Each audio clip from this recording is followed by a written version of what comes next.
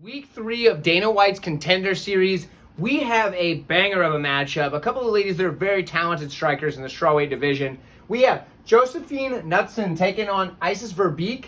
Verbeek is 4-1 in the last 5 because she's 4-1 on the career, 5-0 for Knutsson. Now, very, very fun matchup between a couple of really solid strikers. Let's start with the Knutsson side. She...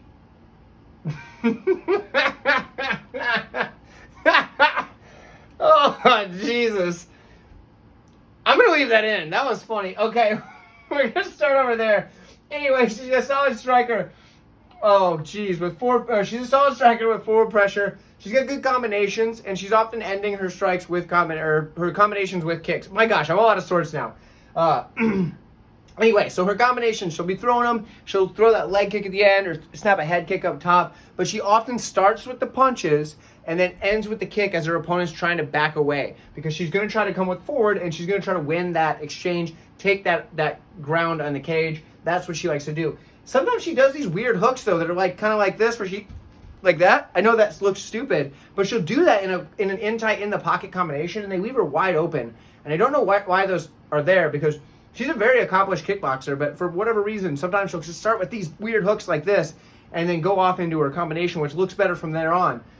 But I could see when she's going up against somebody like Verbeek, I could see that being a problem. So, for this one here, the striking, mostly it's clean, but like I said, she does have those weird hooks that she'll throw sometimes in a combination. Now, when it comes to the grappling, she's got a good cage push. When she gets you up against the cage, she's looking to land damaging shots. That's what she does. It looks damaging shots. She's looking for elbows and knees, and she has a pretty good volume for those and a pretty good setup for them to get you putting your hands where you're trying to fight the push, and then she gets you with the elbow, gets you with the knee, whatever. If she gets you to the mat, she's got good top pressure. She's a grinder. She's not really looking for a ton of submissions, not really looking for a ton of ground and pound either.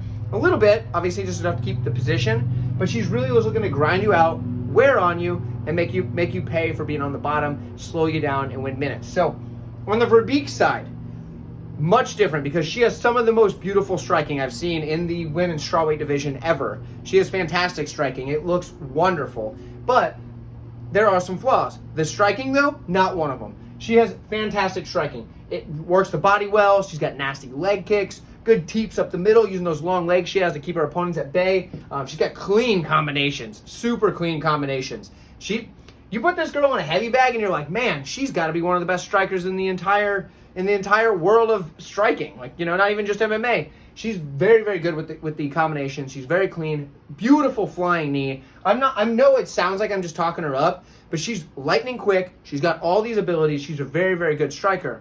Here's the problem. She gets backed up. She submits position to her opponents often. She keeps backing up and landing these shots. Now, she'll come forward with a big flying knee, and then what happens is she'll go back to backing up and let her opponent dictate where the fight's taking place. And that is a big problem for a girl like Verbeek against Knutsson here, because Verbeek, although she's got all the striking tools in the world, if you're constantly backing up, it is much harder to land with force, and it's much harder to win on the judges' scorecards, even if you are landing at about the same clip.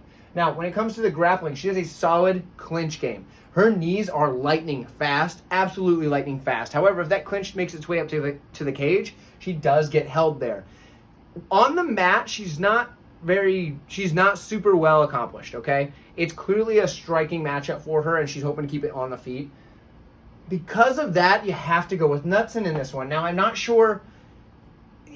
as confident as the odds. She's a big favorite, and that scares me away, and I probably can't bet this fight. I'm going to take Knutsson, although I won't be surprised if Verbeek gets the win, because Verbeek is very good in that striking, like I said, and she is very talented. This is the closest matchup on the card. In fact, I didn't actually make my final pick until right before recording this, when I was thinking about, okay, what happens if this ends up on the ground, or what happens if, it's pretty even in the striking as far as volume goes, and who do they give it to? They probably give it to the person moving forward, and I believe that's going to be Josefine Knutsson. So for me, Knutsson's probably going to get the win, but man, I can't bat her at those odds. Let me know who you have. Let me know if you just laughed at that like I did, or if I'm just a dummy that has a child sense of humor. I'd love to hear from you guys. Like the video on your way out. Thank you so much for watching. I'll see you soon.